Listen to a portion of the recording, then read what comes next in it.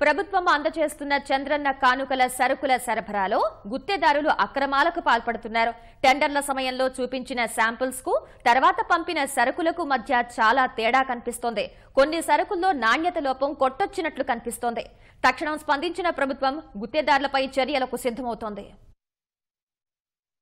ప్రజలకు చౌకధర దుకాణాల ద్వారా సాధారణంగా పంపిణీ చేసే నిత్యావసరాలకు అదనంగా పండుగ వేళల్లో రాష్ట్ర ప్రభుత్వం ప్రత్యేక కానుకలను అందిస్తోంది. రంజాన్, క్రిస్మస్, సంక్రాంతి పండుగ సమయాల్లో ప్రజలకు 6 రకాలైన వస్తువులను కానుకగా పంపిణీ చేస్తోంది.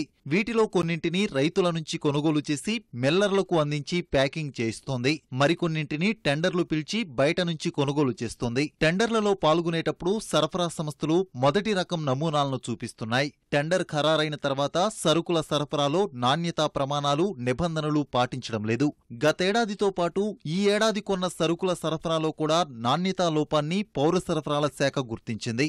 ఈ ఏడాది ప్రభుత్వం రైతుల నుంచి 1,45,000 టన్నుల కందిపప్పును కొనుగోలు చేసి ఓ గుత్తేదారు సంస్థకు 80,000 టన్నులను అందించింది.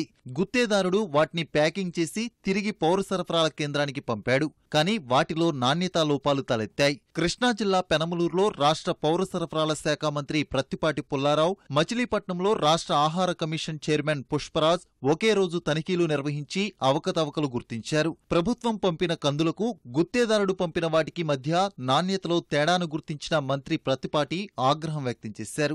క్రిస్మస్ గిఫ్ట్ ఇస్తున్నాం, సంక్రాంతి కానుకలు ఇస్తున్నాం, వీటిల్లో ఎక్కడా నాణ్యత లోపం ఉండటానికి వీలు లేదు.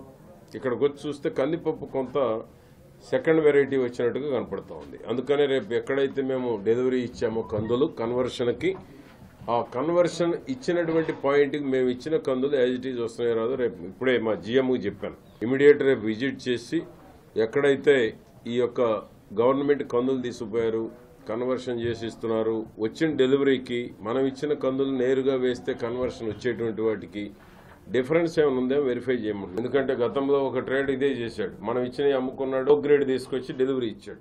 ప్రభుత్వం సుమారు 450 కోట్ల రూపాయల వ్యయంతో ఈ కానుకలు ప్రజలకు అందిస్తుంది. కోట్లు విలువ చేసే సరుకుల నాణ్యత విషయంలో ఏమాత్రం రాజీ పడకుండా సరుకులు అందజేయాలని ప్రభుత్వం అధికారులను ఆదేశిస్తోంది. కానీ గుత్తేదారులు అక్రమాలకు పాల్పడుతూనే ఉన్నారు.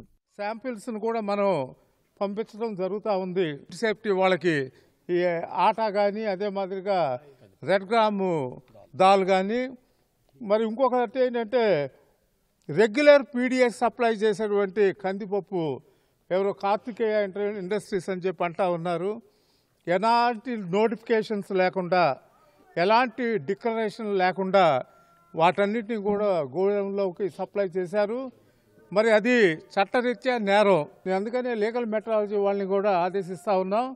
దాని మీద మరి శాంపుల్స్ అవన్నీ కూడా తీసుకొని ఏదైతే ఇర్రెగ్యులారిటీస్ ఏవైతే ఉన్నాయో వాటన్నిటిని కూడా నోట్ చేసుకొని తక్షణమే చర్య చేపట్టాల్సిందిగా కూడా ఆ లీగల్ మెట్రాలజీ అధికారుల్ని ఆదేశిస్తా ఉన్నా. సరుకుల నమూనాలను ఆహార పరిశోధనా సంస్థకు పంపామని, గుత్తేదారులు అక్రమాలకు పాల్పడినట్లు తేలితే వారిపై చర్యలు తీసుకుని టెండర్కు రానివ్వకుండా బ్లాక్ లిస్టులో ఉంచుతామని మంత్రి హెచ్చరించారు.